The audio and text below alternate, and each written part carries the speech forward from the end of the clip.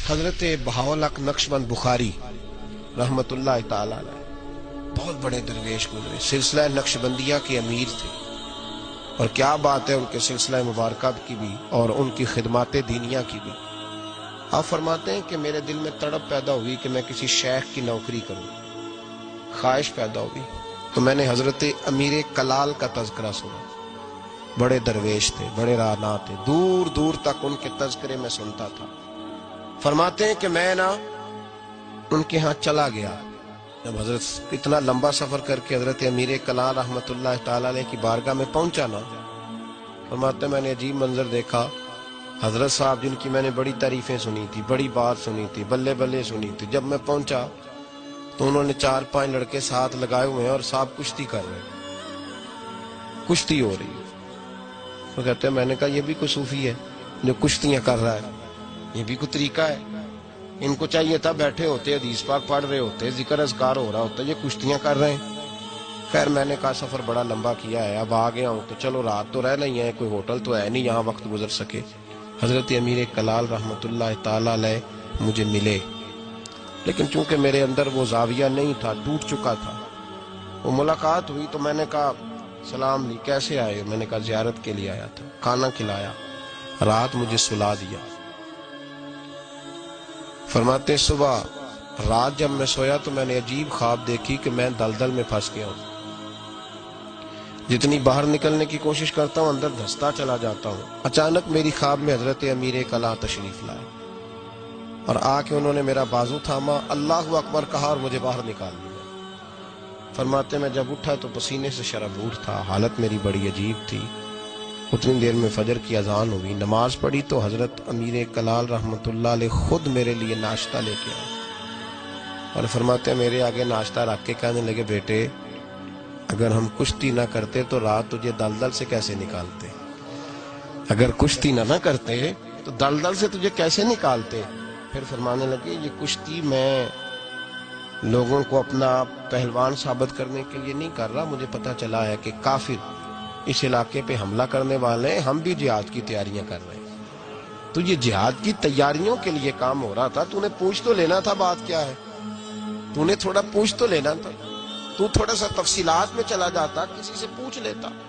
لیکن نا کبھی کبھی میں محبوب کے وہ فرمان دیکھتا ہوں تو دل میرا کھل اٹھتا ہے، جب محبوب نے کہا تھا تیری نظر بھی دائیں بائیں نہیں اٹھنی چاہیے، نظریں جھکا کے رکھنا، جھکا کے، کانوں سے وہ سننا بس جس کی تجھے ضرورت ہے، اور زبان سے محتاط جملے بولنا۔ جب نظر بری چیز دیکھے گی نہیں، کان سنیں گے نہیں تو دل میں وسوسے آئیں گے ہی نہیں۔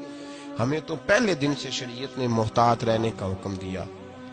میرے عزیز دوستو، سلسلہ طریقت کے عزیزوں، میری آپ سے یہ گزارش ہے، سمجھ لیں ایک نئے سرے سے دوبارہ سبق شروع کر رہا ہوں آپ کے۔ آج کا سبق آپ کے لیے یہ ہے کہ زندگی میں کسی بھی مومن سیء العقیدہ کے بارے میں برا خیال نہ پیدا کریں، بلکہ ہمارے صوفیاء تو فرماتے ہیں کسی بد عمل کو دیکھ کے بھی یہ نہ سوچ کہ یہ بد عمل اور میں نیک ہوں، یہ بڑی بیماری ہے۔ فرماتے ہیں ہو سکتا ہے ایک وقت ایسا ہے تیری توفیق چلی جائے اور اس کو اللہ توبہ کی توفیق دے کے اپنا ولی بنا لے، تو اچھی سوچ رکھ، مثبت رائے قائم کر۔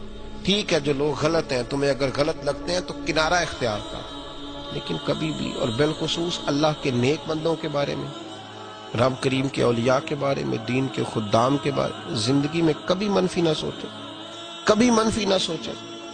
آپ کو پتہ ہے کسی عالم دین کی توہین اس لیے کرنا کہ وہ دین کا عالم ہے، یہ کفر ہے۔ میرے حضرت صاحب ایک جملہ کہا کرتے تھے، ایک شخص نے کہا حضور تہجد کے لیے نہیں اٹھا جاتا، اب تو خیر لوگوں سے فجر کے لیے بھی نہیں نہ اٹھا جاتا، تہجد کے لیے نہیں اٹھا جاتا۔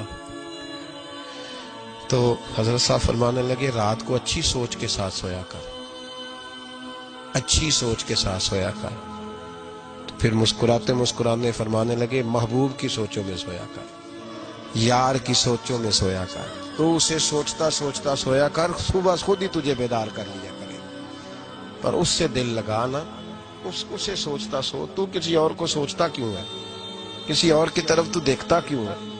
تجھے ایک دفعہ حضرت صاحب بیٹھے تھے اور 2-3 مشائخ اور بھی بیٹھے تھے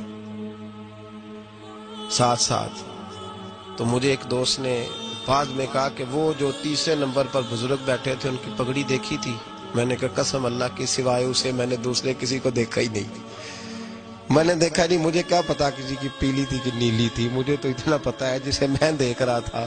اور ویسے بھی ایک ول پجیاں میں نے صدق نہیں تھیندا اور کدے ول پجاؤں. او بھائی ہم تو ایک کو نہیں راضی کر پائے تو ادھر بھی دیکھ تو ادھر بھی دیکھ، دیکھا ہی نہیں جاتا. سوچوں میں رہیں اور مثبت سوچ رکھیں، ٹھنڈی اچھی خوبصورت.